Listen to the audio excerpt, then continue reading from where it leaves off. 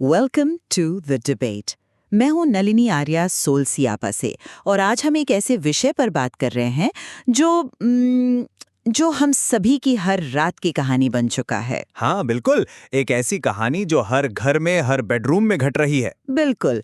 क्या आपने कभी इस बात पर गौर किया है कि रात को सोने से पहले जब आप एक असली पुरानी कागज की किताब पढ़ते हैं तो आपका मन कितनी आसानी से शांत हो जाता है? मतलब आपको एक गहरी नींद अपनी आगोश में ले लेती है। ये तो है। लेकिन वहीं जब आप किसी डिजिटल स्क्रीन पर कुछ पढ़ रहे होते हैं तो शरीर थकने के बावजूद आपका दिमाग एक अजीब सी बेचैनी से भर जाता है। ऐसा लगता है जैसे आपकी सारी जीवन ऊर्जा, आपका पूरा फोकस उस स्क्रीन ने चुपचाप सोख लिया हो। और यहीं से आज की हमारी इस चर्चा की नींव पड़ती है, क्योंकि एक तरफ वो सदियों पुरानी मान्यता है जो मानती है कि असली किताब को हाथों में पकड़ना हमारे मन को एक ठहराव देता है, लेकिन दूसरी तरफ हम आज 2026 की उस आधुनिक सच्चाई में जी रहे हैं जहां टैबलेट्स और ई-रीडर्स अब सिर्फ गैजेट्स नहीं रह गए हैं। सही कहा। वे पूरी की पूरी दुनिया की लाइब्रेरी को हमारी जेब में समेटने वाले एक बेहद शक्तिशाली टूल बन चुके हैं। मैं इसी आधुनिक और व्यावहारिक पक्ष का समर्थन करता हूं। और मेरा नजरिया इस विषय पर हमेशा से बहुत स्पष्ट रहा है। मेरा ये दृढ़ विश्वास है कि असली कागज की जगह कोई भी डिजिटल गैजेट कभी नहीं ले सकता। मतलब किताब पढ़ना सिर्फ कुछ शब्दों को आंखों के रास्ते दिमाग में फीड करने का कोई यांत्रिक तरीका नहीं है। अच्छा। हाँ, ये एक पूरा संवेदी अनुभव है, एक अनुष्ठान है। ये हमें इस भागदौड़ भरी डिजिटल मैट्रिक्स से पूरी तरह काट कर वापस जमीन से जोड़ता है, जिसे हम ग्राउंडिंग कहते हैं। देखिए, मैं ये समझ सकता हूँ कि कागज की किताबों के साथ हमारी पीढ़ियों का एक गहरा भावनात्मक जुड़ाव है, एक नॉस्टैल्जिया है।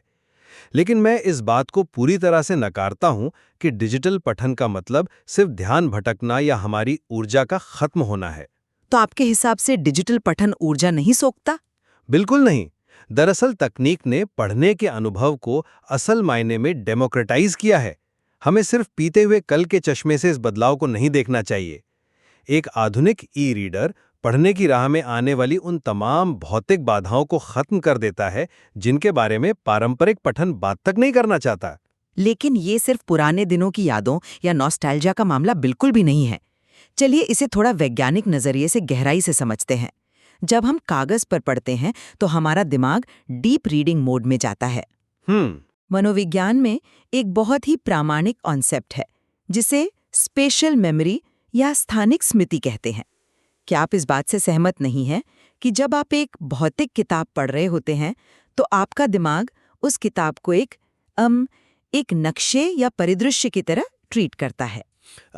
आप उस सिद्धांत की बात कर रही हैं जो बताता है कि हमारा दिमाग पन्नों के लेआउट को याद रखता है। बिल्कुल वही। विकासवाद के नजरिए से देखें तो इंसानी दिमाग हजारों सालों से अपने आसपास के भौतिक वातावरण को नेविगेट करने के लिए डिजाइन हुआ है। जब आप एक असली किताब हाथ में लेती हैं, मेरा मतलब है जब आप हाथ में लेते हैं तो आपको अचेतन रूप से याद रहता है कि कहानी का वो अहम मोड़ बाईं तरफ के पन्ने पर बिल्कुल नीचे वाले पैराग्राफ में था। हाँ, वो एक मेंटल मैप बन जाता है। एकदम सही। आपके हाथों को भौतिक रूप से महसूस होता है कि आपने बाईं तरफ कितने पन्ने इकट्ठे कर लिए हैं और दाएं तरफ कितने बचे हैं। ये जो जीपीएस है हमारे दिमाग का, ये जानकारी को एक जगह स्थिर करता है। मैं सुन रहा हूँ। यानी गहरी समझ को मजबूत करता है। लेकिन जब आप किसी स्क्रीन पर पढ़ते हैं तो वो पूरा का पूरा भौतिक भूगोल गायब हो जाता है। टेक्स्ट बस एक स्क्रीन पर लगातार खिसक रहा है। देखिए, मैं ये पूरी तरह से मानता हूं कि स्पेशल मेमोरी पारंपरिक पठन में एक भूमिका निभाती है। जब आप किताब का वजन महसूस करते हैं तो वो एक संकेत होता है। लेकिन क्या स्क्रीन पर पढ़ना सच में हमारी समझ को कमजोर कर रहा है? तो और क्या कर रहा है? मुझे लगता है यहां हम एक बुनियादी गलती कर रही हैं। आप जिस ध्यान भटकने की बात कर रही हैं वो शैलोइंग हाइपोथेसिस से जुड़ा है, जहां लोग इंटरनेट ब्राउज करते हुए सरसरी तौर पर पढ़ने या स्किमिंग के आदी हो जाते हैं। बिल्कुल। एक आंकड़ा भी है कि 78% डिजिटल रीडर्स पढ़ते समय मल्टीटास्किंग करते हैं। हाँ, पर यहां आप एक आईपैड या स्मार्टफोन की तुलना एक डेडिकेटेड ई रीडर से कर रही हैं। यह तुलना ही तकनीकी रूप से गलत है। एक मिनट, मैं आपकी बात बीच में काट रही हूँ, लेकिन ये तुलना गलत कैसे है? आखिर दोनों ही डिजिटल स्क्रीन्स हैं, है ना? दोनों बैटरी से चलते हैं और दोनों पर ही डिजिटल टेक्स्ट फ्लैश हो रहा है। क्योंकि ई-इंक स्क्रीन्स और आपके फ़ोन की एलसीडी स्क्रीन की बुनियादी बनावट, उनका काम करने का तरीका एक दूसरे से बिल्कुल विपरीत है। एक डेडिकेटेड ई-इंक डिवाइस को जानबूझकर ऐसा डिज़ाइन किया गया है कि उसमें कोई बैकग्राउंड प्रोसेस नहीं चलता, कोई ईमेल नोटिफिकेशन नहीं आता। वे एक डिस्ट्रैक्शन फ्री जोन बनाते हैं, जिसे मनोवैज्ञानिक भाषा में फ्लो स्टेट कहते हैं। और जहाँ तक समझ का सवाल है, डिजिटल टेक्स्ट में जो हाई लेवल एनोटेशंस और एक्सरे जैसे फीचर्स मिलते हैं, वे आपकी आलोचनात्मक क्षमता को कहीं अधिक बढ़ाते हैं। X ray feature? जी हाँ। मान लीजिए आप कोई जटिल एकेडमिक शोध पढ़ रहे हैं। आप एक सेकंड में सर्च कर सकती हैं कि कोई विशिष्ट कॉन्सेप्ट किताब में पहली बार कहाँ आया था। इसके लिए आपको पन्ने पलटकर अपना समय बर्बाद करने की कोई जरूरत नहीं है।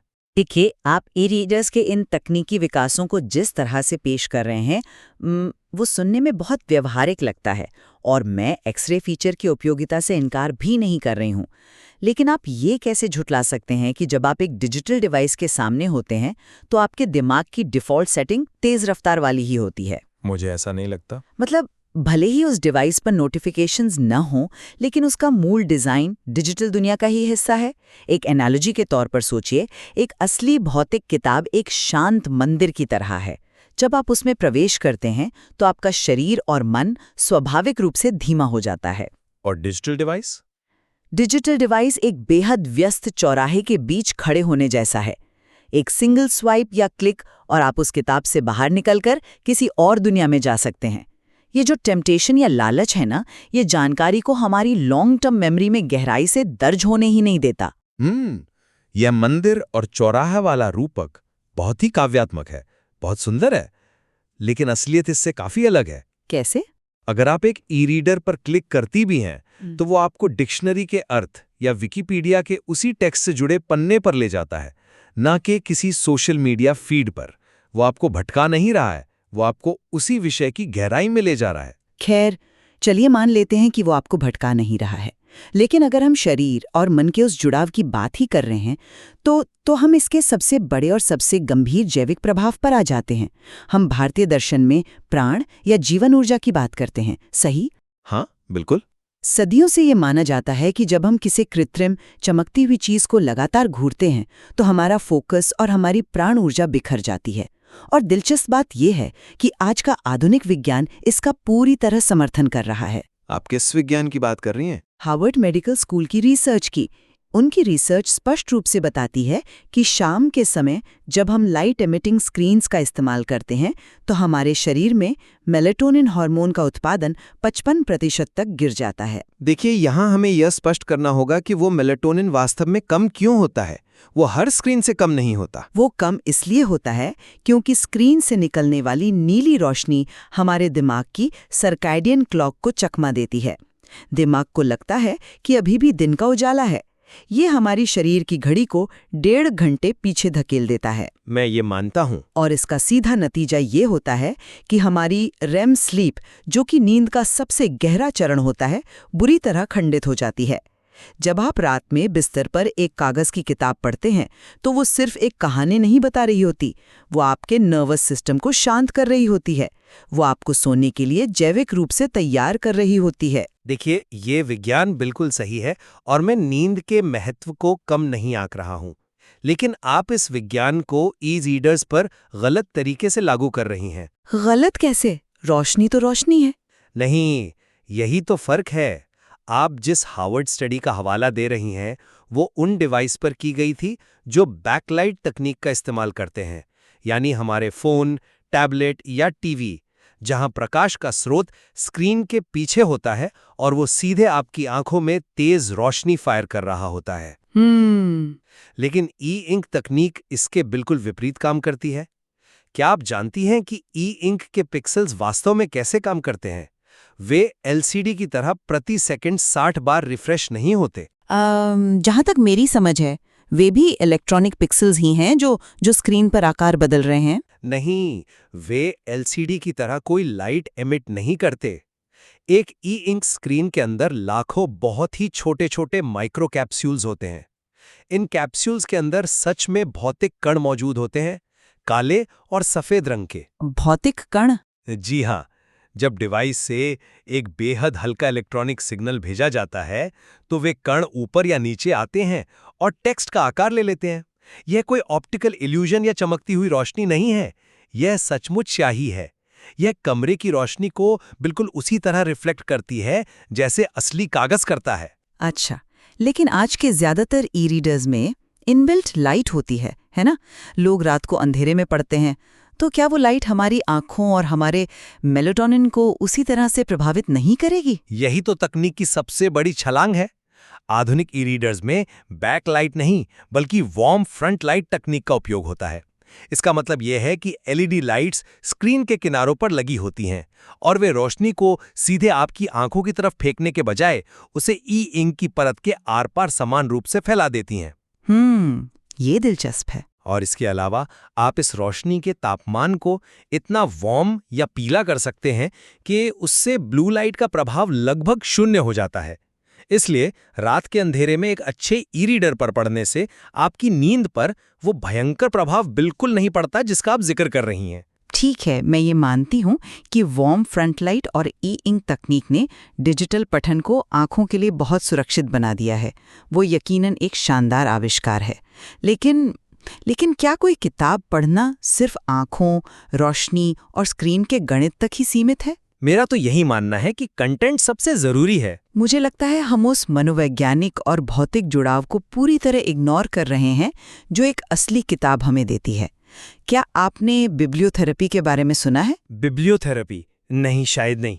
यह मनोविज्ञान की एक पूरी शाखा है जो ये बताती है कि किताबों की भौतिक मौजूदगी ही हमारे मानसिक स्वास्थ्य के लिए कितनी फायदेमंद है। किताबों की भौतिक मौजूदगी से आपका मतलब घर में रखी हुई लाइब्रेरी से है? बिल्कुल।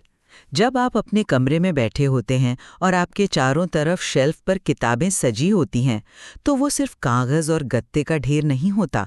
हर किताब का अपना एक वज़न होता है, उसका एक विशिष्ट कवर डिज़ाइन होता है, पन्नों की वो खुरदुरी महक होती है।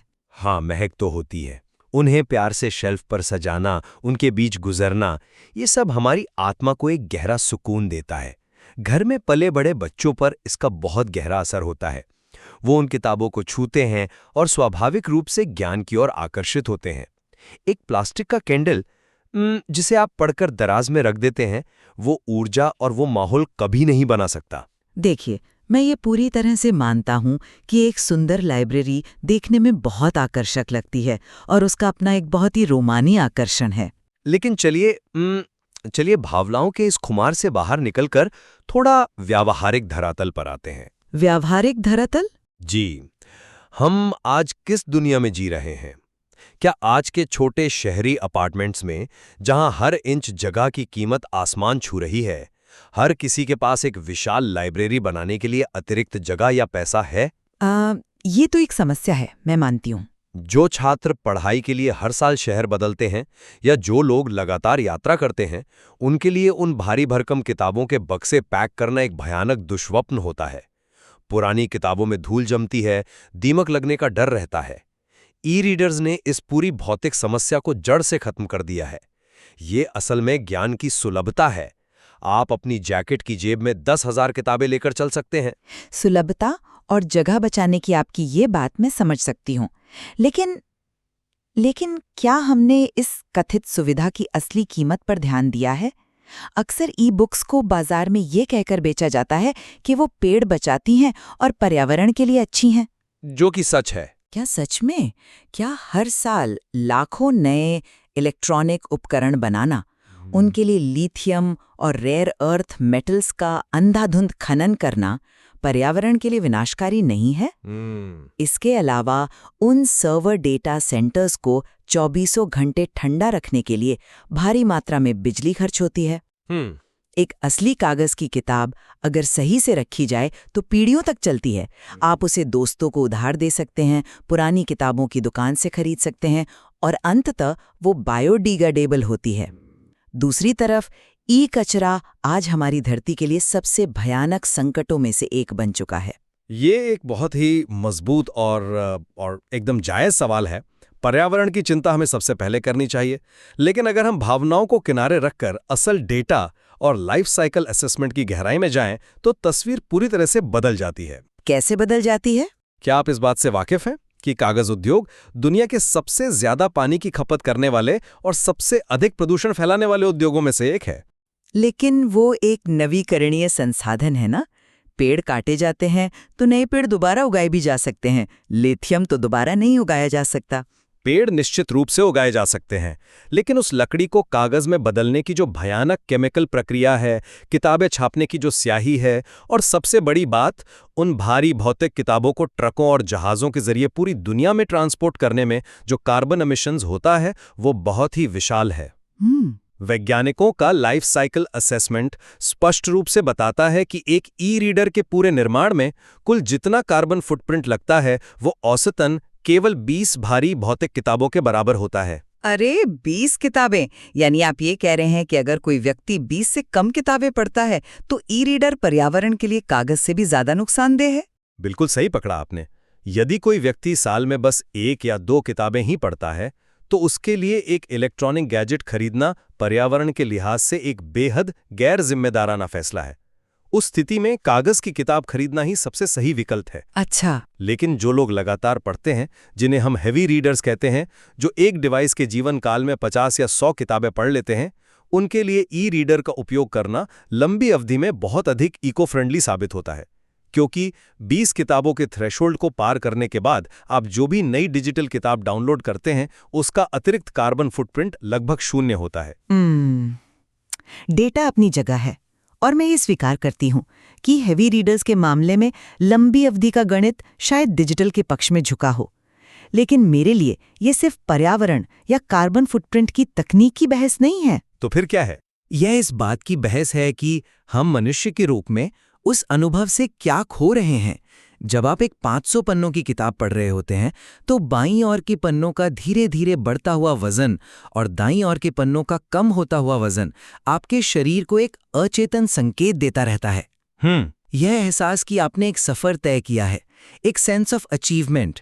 स्क्रीन के नीचे जो एक छोटा सा प्रतिशत अंक लिखा होता है कि 45% रेट, वो कभी भी उस भौतिक वजन की, उस सफर की जगह नहीं ले सकता। मनुष्य एक भौतिक प्राणी है।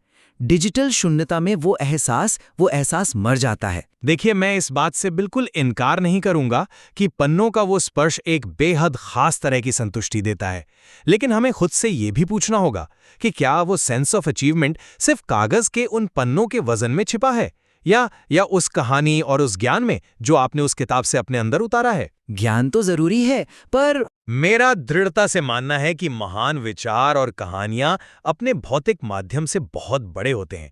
और सबसे महत्वपूर्ण बात, अगर वो डिजिटल माध्यम किसी ऐसे उम्रदराज व्यक्ति को फिर से पढ़ने का मौका दे रहा है जिसकी आंखों की रोशनी अब कमजोर हो चुकी है क्योंकि अब वो अपनी स्क्रीन का फॉन्ट साइज बढ़ा सकता है। हाँ, ये एक बहुत बड़ा फायदा है। बिल्कुल। या दूर दराज के गांव में बैठे किसी छात्र को दुनिया की सबसे बेहतरीन किताबें तुरंत उपलब्ध करा रहा है, तो वो ई रीडर सिर्फ एक इलेक्ट्रॉनिक गैजेट नहीं रह जाता, वो असल मायने में सशक्तिकरण का एक बहुत बड़ा टूल बन जाता है। मैं सशक्तिकरण और सुलभता के इस पहलू का पूरा सम्मान करती हूँ।